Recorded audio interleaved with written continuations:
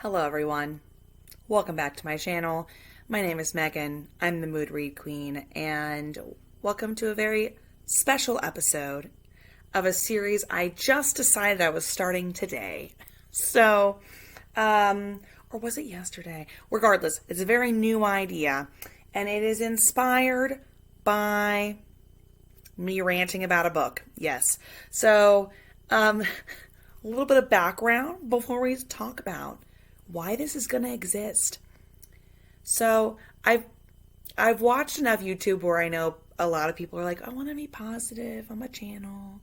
I want to have good vibes. And me too, dude, Like, I'm a positive person, mostly. I like to have good vibes, but also I want to rant about shit.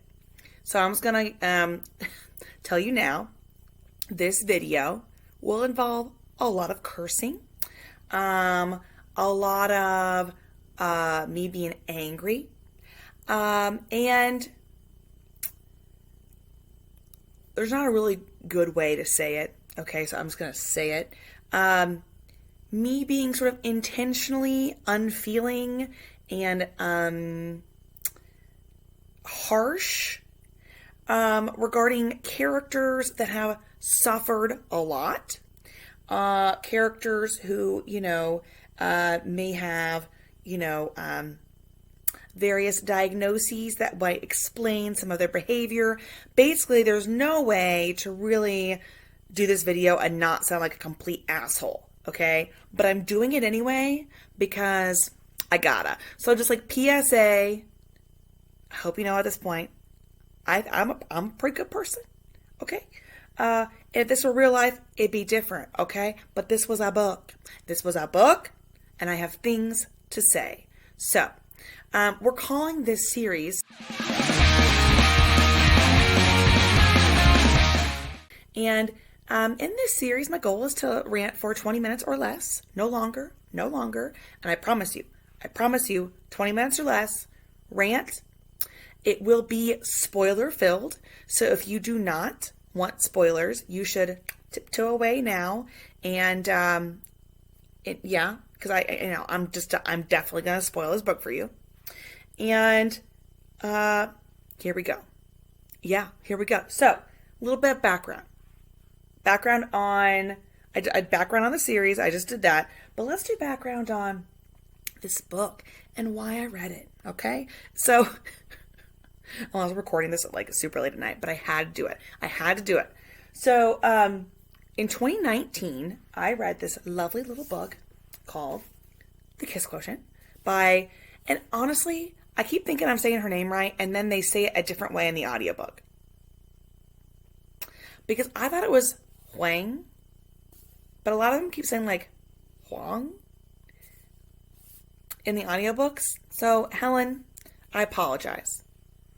But The Kiss Quotient is a book that was not my introduction to contemporary romances, but sort of almost like my reintroduction to them after being gone for a long time. I read this around the same time I read The Honeymooners by Katrina. I have said in many videos that I am not an expert by any means when it comes to like contemporary romances, but I have read like a decent amount. Do I read them all the time? No. Recently, the last like 2-3 months, I've definitely read more. So anyway, I have been wanting to get to books 2 and 3 in this series for a while. I think I realized in later 2019, maybe early 2020, that there was a second book. And I was like, oh crap, I need to read that. And I just didn't get around to it. And then I thought, well, it's been long enough ago that maybe I should revisit The Kiss Quotient. So I know I've talked about this a little bit in recent videos, so I'm sorry if this is too much of a recap, but we might have some new viewers. So I read this in 2019, and then just a couple weeks ago, listened to the audiobook for the first time. I've been listening to a lot of contemporary romance audiobooks, and I enjoyed it, but not as much as I remembered. And I think that's due to a lot of factors. One of them primarily being like just my general knowledge and experience when it comes to contemporary romances, I've read more. Not a ton more, but I've read more, and I've seen what other, stories are capable of doing. And there's still so much I appreciate about the Kiss Quotient, but it still wasn't like top tier for me. It was still really good. So the Kiss Quotient series, in every book, there's a character who is on the autism spectrum, an autism spectrum disorder. And I think it's representation in all forms, as long as it's good representation, is excellent.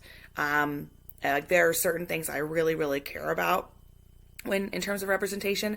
There are things that I'm glad to see. And this is such an interesting way of working in different kinds of people in your books, because guess what? Different people live in the world, So anyway, I enjoyed this book. So continuing my kind of storytelling, okay? So story time with Megan, right? I then moved on to the audiobook for The Bride Test, which is the second book. And I have heard conflicting things back and forth. I haven't read a ton of reviews, but I've heard enough to know that people generally like this book less. Good friend of mine was having trouble reading it. She started it several times. It's just not working for her. And she finishes books, So hearing that from her was a little bit alarming. And I gotta say though, I really enjoyed this book. And it's something that I talk about in my, I will be talking about in my October wrap up. I was about midway through it at the end of September, so I'll be talking about the full book in the October wrap up, but I enjoyed this quite a bit, okay? In the first book, you have Stella, who is autistic, and she knows she is. She decides to keep that to herself when she meets Michael. It takes him a minute, but he does figure it out. He figures it out because his cousin Kai, who's one of the main characters in the second book, is autistic. And I hope I'm saying these things correctly. I am a teacher and we do talk about these things, but I know sometimes people have different preferences. So I know autism spectrum disorders, autism. I know Asperger's is no longer technically a thing. It's an autism spectrum disorder, but I know people still say it. So anyway, she describes herself as being autistic. And so she is probably the easiest character to relate to. And I think that makes sense because this is our introduction to this world and these characters. And obviously autism looks different for different people. And so Stella, there are quirks that she has and different things that bother her. But I still think she's more consumable. I don't know how to say that without sounding rude, but it's easier to get through her book, I think. Especially as an introduction, reading from the point of view of characters that do have autism. So the second book is about Kai, and I'm giving you guys background because I'm about to lose my shit here in a minute, okay? The second book is about Kai, and Kai is the younger brother of Kwan, who is Michael's best friend, and it's also Michael's younger cousin. And he also has autism. And he has decided that he can't love like normal people can. And he's sort of written romantic anything off the table. Like, it's not going to happen for him. And his mom sets him up with Esme Tran, who she meets in Vietnam, and sends her over to sort of try to woo Kai. And there's a lot about this I liked. I didn't like the lying. There's lying in here. I understand kind of, I can understand where she's coming from. Both books resolve much too quickly, I think, based on the miscommunication and the lying that happened. But I did like this book, okay? I really did. I liked their connection, and I thought Kai kind of coming around to realizing that he loves her was realistic based on his own perceptions of what he could feel and his own memories of times when he lost people and had a broken heart, him not really remembering that kind of stuff. So I like this book a lot. Was it as good as The Kiss Quotient? They're just two very different books. I probably relate more to The Kiss Quotient, but I still like this book quite a bit. I know that's an unpopular opinion, but we're about to get into a really unpopular opinion. Okay? So, the third book is about Quan and this girl named Anna. And it is called The Heart Principle. And I've heard that this is the book. Like, this book is like peak. This book is amazing. This book will hurt you, but it's amazing. And it's why people struggle with this one, because they're like, I gotta get to the next one. And my friend Jen was like, Megan, can you just give me a summary of the bride test so I can move on to this book? And I had to go downstairs. I went to go talk to Jen because we work in the same building. And I was like, Jen, I have bad news. And the news is, don't fucking read this book, bitch. Okay? Don't read it. Now, we can all make our own decisions here, and I have 9 minutes to rant about this because I said 20 minutes or less, right? Why? I'm about to tell you why I fucking hate this book, okay? I'm going to tell you what I don't like about this book. I'm going to tell you what doesn't work about this book, and I'm going to sound like an asshole sometimes. But here we go, okay? So, quick summary. Spoiler territory, let's go. This book is about Anna and Quan, but it's about Anna. Okay, mistake number one. We all love Quan. We spent some time with Quan in the first two books. We like him, okay? We want some more stuff with Quan. You know what we don't fucking want with Quan? You know what we don't want? We don't want to skip, I don't know how many years after the bride test to find out that 2 years ago, he had fucking testicular cancer and then he had to have surgery and now he's like, doesn't know who he is and he feels like less of a man and he lost a testicle. And, yeah, man, this Quan, granted, okay, does that happen in real life? Yes, it does. Yes, it does. I just realized I'm being really loud and people, in my apartment might be mad, okay? But Quan deserves better, okay? And both of these characters have such shit happen to them that it's like, no. This is not a romance, Helen. This is not a romance. This is a fucking torture porn fest, okay? That's what this sad shit is, okay? So anyway, Quan, like 2 years before this book, testicular cancer, he's like not as strong as he used to be. I think he used to have more hair, but like now it's like buzzed. He's still like fit, but he's still like, he's less confident. Like, you know, he's okay. He's in remission. He's good. He's had surgery, but like he hasn't been with anyone since. Okay. And then there's Anna. Okay. And Anna is a sissy bitch. Yep. And I can't do it, okay? So you meet Anna. She's a violinist with the San Francisco, like, Symphony or something, okay? And she got, like, kind of internet famous, and the pressure is getting to her. And this book is divided into 3 parts. In that first part, she's going to therapy, and Anna has autism written all over her. And I'm sorry, guys. I'm afraid to get some stuff in the comments about this. But it's like you're reading this, and she doesn't know yet. Like, it has been masking her whole life. She doesn't know what even that means, but finally her therapist, she's new to therapy, says, hey, I think maybe you should read up on this. I think you might have, like, autism. So Anna has this whole come to Jesus where she's like, holy shit, I have autism. Like, this is me. And I was like, no fucking shit, you dumb shit. Obviously you have autism. Like, I mean, do I have more education than just the regular person about autism? Maybe, but like, holy shit, Anna. Okay, so she's got like this crazy, strict Chinese family. Her sister's a fucking bitch.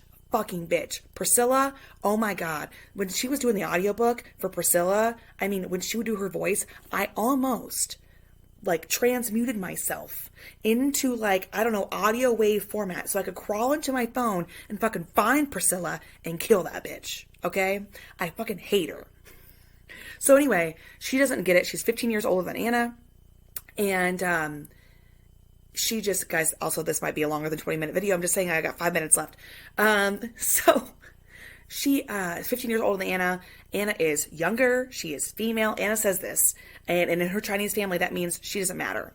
And so she has used that as an excuse her whole life when she's felt weird and felt like she didn't belong to just like cover it up and lie and say yes to everything. Anna says yes to fucking everything, even when it's breaking her, even when her brain is fucking bleeding, not literally, okay? Even when she's like literally going to an autistic burnout, which she finds out what that is, when she doesn't want things, when things are wrong, like to her, they are wrong. When she doesn't want shit, she fucking lets people walk all the fuck over her, and holy shit, no. Like, it was annoying because she was like, I can't believe I'm letting them walk all over me. I should say something, but I can't. And I was like, yeah, you should, you dumb bitch. I was like, I don't even fucking care that you have autism. Like, I don't care if you have autism and that you're going through this diagnosis to try to actually figure it out. And then, guess what? Her boyfriend, this dick, decides he wants an open relationship.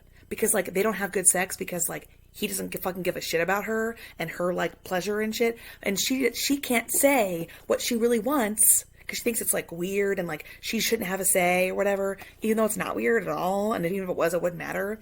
So he decides he wants open relationship. And she's like, okay, well, that's... And he's like, I think I'm going to end up with you, but I want to go with other people. And so she decides to get on a dating app and she goes... And she meets Quan because Quan is trying to get back out there too because he had the fucking testicular cancer, okay? And their first attempt at a one-night stand is a disaster, and they don't even get anywhere. Like, she literally sits in the bathroom freaking the fuck out. And it takes them 4 tries. I mean, actually, it takes them a really long time to even, like, have anything remotely close to sex happening, because they're both a little fucked up. He less so, much less so. But then he keep thinking maybe he is fucked up, you know, because she, you know, is not really. And she's going through the whole autism thing. She's processing. Does she have it? You know, whatever. And they're sweet, okay? There's moments in here that are sweet. Like, they watch, like, Octopi, like, documentaries together. Right? And they text each other. And there are things that she doesn't, you know, she's not good at, you know? Like, she's not a virgin. She's had sex with this guy and other people probably. But, like, it's nothing she ever really enjoyed, you know? And so, like, there's an innocence and naivete, as you might say. And then Quan is, like, getting back out there after 2 years. But the last time we met Quan, he was fucking sleeping with every bitch in the place, you know? And we were vibing, you know? So now he's just like, what happened to Quan, you know? Anyway, so eventually he realizes, I really like her. Like, maybe we should just date. And she's like, well, technically I'm, like, still with my boyfriend, my, like, open relationship. But, like, I want to be with you. I don't want to be with him. But does she break up with her boyfriend and tell her she doesn't want him? And tell him that he's a fucking asshole and that he never paid attention to her? And that, like, no, she doesn't. You know what happens? Do you know what happens? Her dad. Oh, yeah. Her dad, who's, like, 80 years old, has a fucking... terrible ass stroke and is like a vegetable, okay? He's like a vegetable basically. And Quan is there, you know, like trying to be supportive. Her family's like, who the fuck is this tattooed guy? Does he sell t-shirts out of his car? You know, like, he looks like trash, okay? He used to work at his mom's restaurant. Oh, it's trashy. And so her sister, Priscilla, that fucking bitch, and the mom, who's like, I thought he was just gonna sleep it off. No, bitch, he was having a stroke, okay? So, the dad goes home. He can't speak. He's basically paralyzed. He has a feeding tube. They have to change his diapers, okay? And her sister, Priscilla's like, guys, I'm coming home. I'm from New York. I'm staying here, and we're gonna take care of him, like, because we owe it to him. And Anna does it. Which, okay, important. Take care of your family. But it's breaking her. And they can afford to hire people. You hire people when that shit happens. And actually, you have an advanced fucking directive that says you don't want that shit. Because what happens is her dad doesn't want that shit and he can't communicate about it. And Anna knows because he keeps trying to get her to like not feed him. He actually grabs her wrist at one point, and she didn't think he could do that, and like tries to stop her from feeding him because he wants to fucking die because he's miserable, and no one believes her, and they think that she wants him to die because she's selfish. She tries to tell her sister that she has autism, and her sister says that she's just using it as an excuse to explain her shortcomings, and no fucking way does she have autism. Oh my God. Okay, so at this point, you're like, okay, Megan, maybe you're just mad at the like situation. Maybe you're just mad that her families are fucking bitches and that Quan is acting fucking weird. I mean, he's sweet and everything, okay? But like Quan isn't really Quan anymore. I mean, I know he went through a tragedy too. But Anna, here's the reason I hate this book, okay? It is not a romance. Not a romance, okay? Anna is not ready for this. She is not ready for this. And she hurts Quan. She is not emotionally mature enough to deal with this shit, okay? And she complains about what's fucking happening to her while it's happening. And she's like, I wish I could speak up, but I can't because people's opinions of me crushing me. And you're like, yeah, you did that to your fucking self. And there's a point in the book when I almost, if I had had it in my hand, I would have thrown it across the room, right? But I didn't, because I was driving. And she's like, so my life is crashing down around me because all these lies that I've told my whole life are like crumbling. And you're like, no fucking shit. This is what's supposed to happen. I can't believe, she's like mid-20s, early 30s. I'm not sure how old she is. I can't believe a full-ass grown woman, I said that out of order, can get to this point and be like, can be this fucking childish and shit. I don't care that you got the autism diagnosis. Like, get the fuck over it, Anna. Because you are, like, not a great person. And you're so fucking annoying. And you're rude to Quan. You break his heart. And she, like, does not communicate. And he is so fucking patient. And then you get mad at Quan, okay? You get mad at Quan because he's so patient that you're like, nobody's as patient, Quan. You could do better than this shit. You could do better than this shit. So anyway, eventually, she breaks her own fucking violin because she's supposed to be playing at her dad's birthday party that he doesn't want, but he can't say he doesn't want. And so she breaks the violin because that's the only way she can see not playing at his party. You know what, Anna? You know what you could do maybe? You know what, you stupid bitch? I think maybe you could just tell people that you don't want to do that. Yeah. I think you could do that. But does she do that? No. She just breaks the violin. Yes. And then her sister's like, oh, I have my violin from high school. Do you want to play that? And she's like, no. Okay.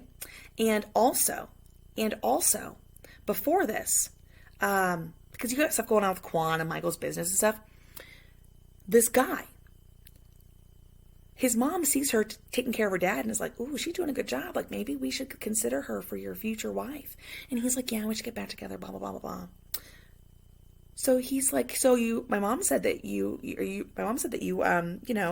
liked her and you wouldn't mind having her as a mother-in-law. And she's like, well, I was just like saying that shit so she would, leave me alone. She says that in her head, right?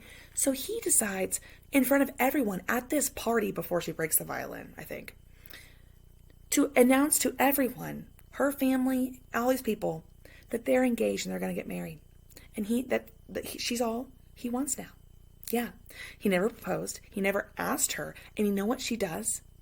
She agrees to it in front of everyone and says yes. And then they kiss in front of fucking Quan. Yeah. And Quan is like heartbroken. And she's like, I messed up. And I'm like, yeah, you did. You did. I have no sympathy.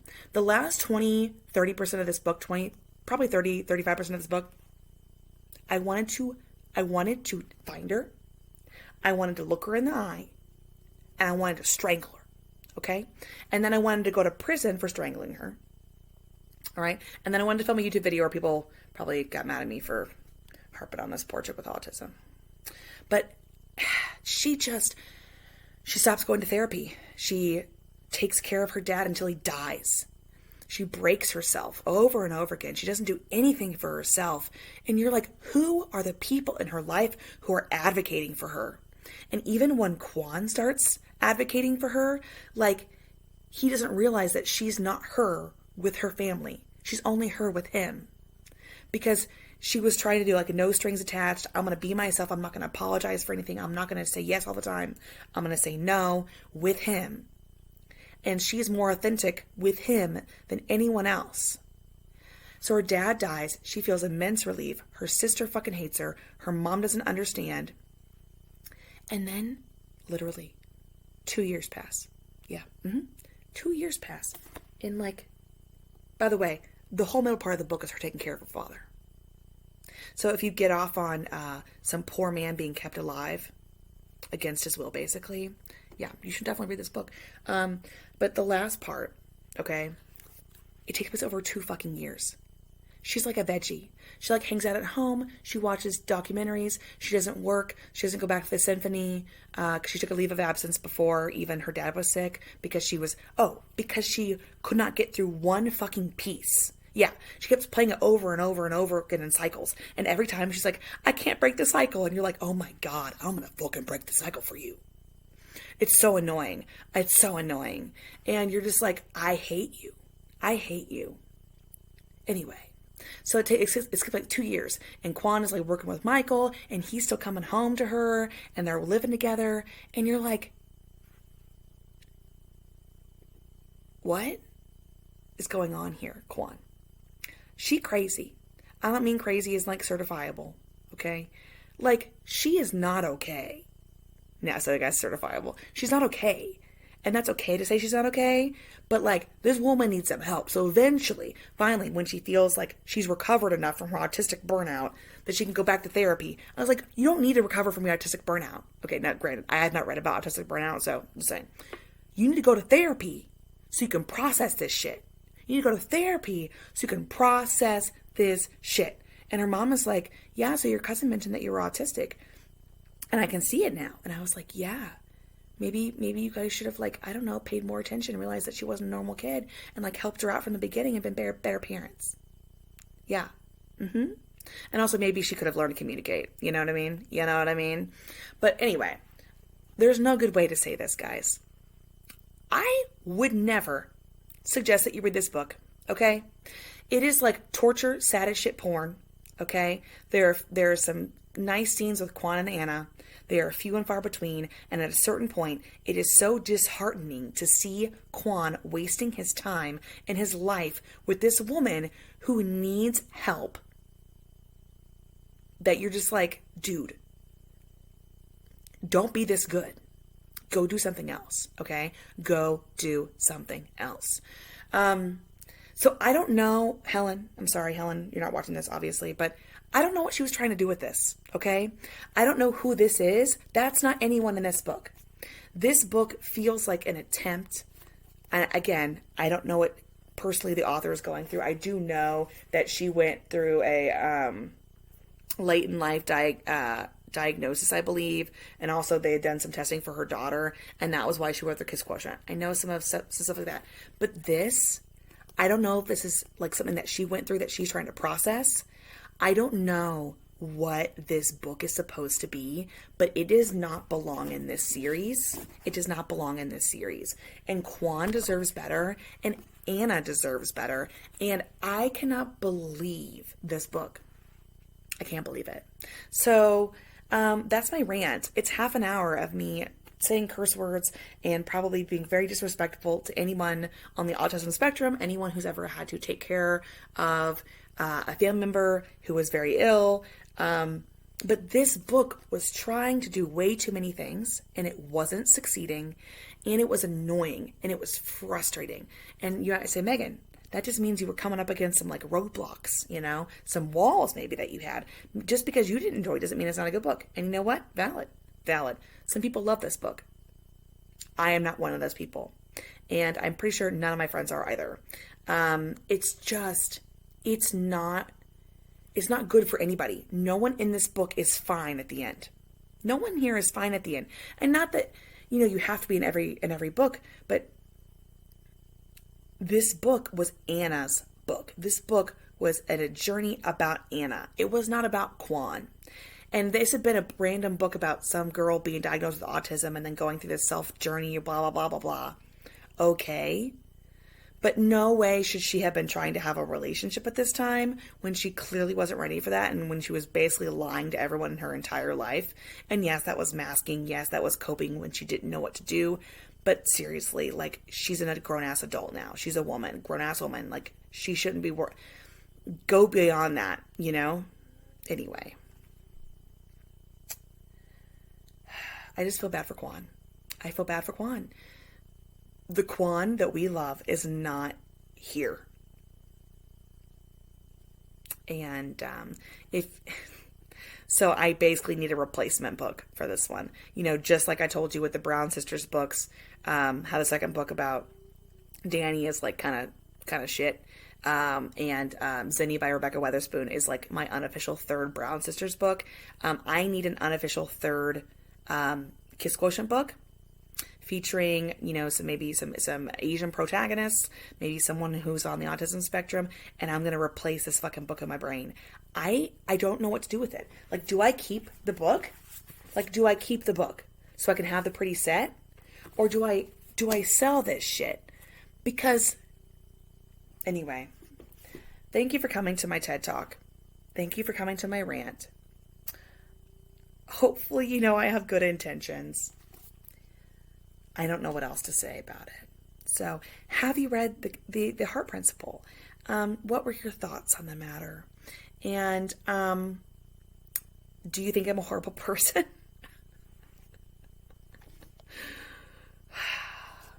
This book was a mess, and Anna was a mess, and Quan was a mess, and mostly Anna, though. Mostly Anna.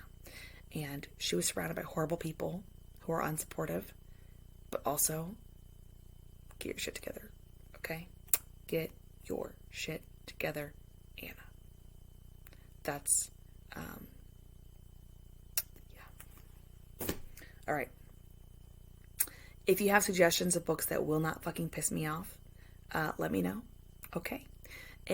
But seriously, if you do know a book that kind of has similar vibes, and I haven't done a ton of research on this, similar vibes to the Kiss Quotient or the Bride Test, I do love reading about books that I think represent all people well. And I'm sure this has happened in real life. I'm sure that this is a realistic sort of thing, a breakdown, a burnout after a diagnosis that took way too long. I'm sure that's a real thing. That didn't mean it was fun to read about. And that didn't mean it was written well either. So, I'm leaving now. Thank you for sticking around. I just really don't know what to say now, so I'm just going to leave. But, yeah, don't hate me forever after that rant.